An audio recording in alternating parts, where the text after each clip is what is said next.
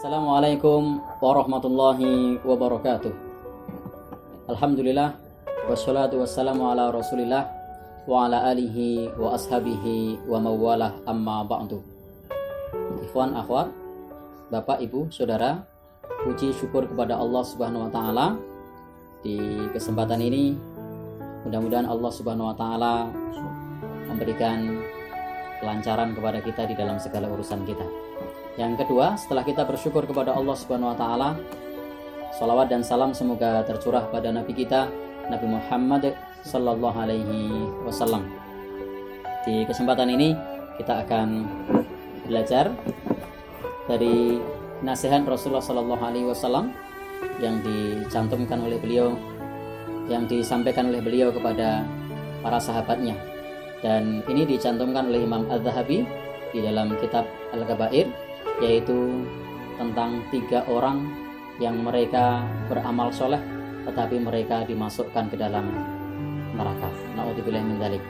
Dan celakanya lagi, ketiga orang ini dimasukkan oleh Allah Subhanahu wa taala ke dalam neraka yang pertama-tama sebelum yang lainnya. Banyak di antara kita menyangka bahwasanya orang yang pertama kali dimasukkan ke dalam neraka itu adalah orang yang melakukan dosa yang hina di dalam pandangan manusia. Tetapi ternyata dalam pandangan manusia justru mereka tampak melakukan sesuatu yang sepertinya mulia. Baik, kita baca apa yang disampaikan oleh Rasulullah SAW. Beliau bersabda bahwa manusia yang pertama kali dia adili oleh Allah Subhanahu wa taala di hari kiamat nanti adalah rajulun istashhada, seseorang yang dia mati syahid. Lalu dia didatangkan kepada Allah Subhanahu wa taala dan ditanyai tentang hartanya, tentang dirinya, tentang apa yang dimilikinya, maka dia pun mengakuinya. Kemudian Allah Subhanahu wa taala bertanya, "Apa yang kau amalkan? Apa yang kau kerjakan atas nikmat Allah Subhanahu wa taala?" Maka jawabnya adalah, "Aku, wahai Allah, telah terbunuh di jalanmu hatta istashhadtu, sampai aku kemudian mati syahid." Allah, kemudian Allah Subhanahu wa taala berfirman, "Kadzabta, kamu telah berdusta." Jadi orang yang mati syahid ini ditanya oleh Allah Subhanahu wa taala dan dia mengatakan, "Aku berjuang hingga aku mati syahid." Maka kemudian Allah berfirman, "Kadzabta, kamu telah berdusta. Walakinnaka, tetapi kamu melakukan perjuangan ini tidak lain dan bukan qatalta." Di sini orang tersebut terbunuh di dalam perang agar dikatakan sebagai seorang yang mati syahid, sebagai seorang yang pahlawan. Maka kemudian orang ini pun dihukum oleh Allah Subhanahu wa taala dimasukkan ke dalam api neraka. Karena itu kita jadi ingat pesan Rasul yang lain ketika ada seseorang yang bertanya kepada Rasul, "Anir rajul yuqatilu syaja'atan wa yuqatilu riya'an." Ada orang yang berperang karena keberanian, ada yang berperang karena popularitas, ada yang berperang karena hamiyah atau karena golongannya. Maka kemudian orang ini bertanya, "Ayu dzalika fi sabilillah?" Mana di antara itu semua yang fi sabilillah? Maka jawaban beliau, "Man qatala litakuna kalimatullahi hiyal ulya fahuwa fi sabilillah." Siapa saja yang terbunuh di jalan Allah untuk meninggikan kalimat Allah, itulah yang fi sabilillah. Maka hendaknya kita meluruskan niat agar tidak berbuat riya, agar tidak ingin dipuji oleh orang, karena dapat membatalkan amal soleh meskipun amal tersebut adalah mati syahid. Karena dalam hadis yang diriwayatkan oleh Imam Muslim ini, orang ini adalah orang yang berjihad sampai mengorbankan hartanya dan nyawanya, tetapi karena ingin disebut sebagai pahlawan, maka matinya dimasukkan ke dalam api neraka. Na'udzubillahi min dzalik. Adapun yang kedua, Rasul sallallahu alaihi wasallam menjelaskan kepada kita, orang yang juga termasuk yang diadili pertama dan dimasukkan ke dalam api neraka itu adalah sebagaimana Rasul sallallahu alaihi wasallam bersabda, orang ini adalah orang yang ahli Quran.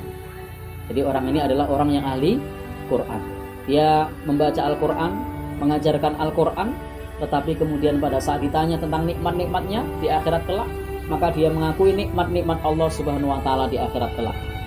Tetapi kemudian Allah Subhanahu wa taala berfirman kepada Orang tadi ketika dia berkata, aku gunakan waktuku untuk membaca Al-Quran, untuk mengajarkan Al-Quran semata-mata karenamu, maka Allah Subhanahu wa Ta'ala kemudian berfirman kepadanya, kadzabta, engkau telah berdusta, walakinnaka ta'allamta, tetapi tidak lain dan bukan kamu belajar, kamu mengajarkan agar engkau dikatakan alim, agar engkau dikatakan orang yang alim, agar engkau dikatakan sebagai qari wa qara'tal Qur'an, dan engkau membaca Al-Quran, tidak lain dan bukan agar disebut sebagai qari.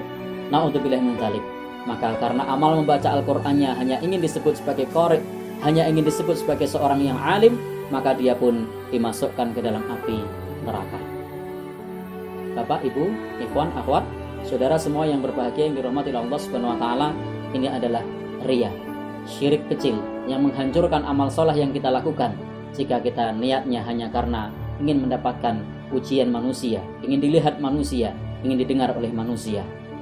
Adapun yang terakhir yang disebutkan oleh Rasulullah Sallallahu Alaihi Wasallam yang dikutip oleh Imam Az-Zahabi ini adalah seorang yang dermawan. Pada saat itu Rasulullah Sallallahu Alaihi Wasallam bersabda, wa rajulun wasa'allahu alaihi wa atahu min asnafil mal. Ada orang yang diberikan kelapangan rezeki oleh Allah Subhanahu wa Ta'ala. Allah memberikan harta yang banyak kepadanya.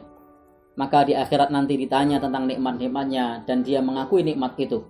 Lalu kemudian ketika dia ditanya oleh Allah, untuk apa nikmatnya? Ma taraktu min sabilin.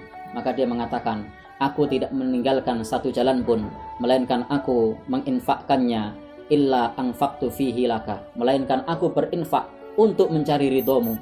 Tetapi kemudian Allah Subhanahu wa Ta'ala berfirman, kadzabta, engkau telah berdusta, walakinnaka fa'alta, tetapi engkau melakukan itu semua liqal, agar dikatakan oleh orang-orang sebagai jawad, sebagai seorang dermawan, sebagai seorang yang ahli sedekah.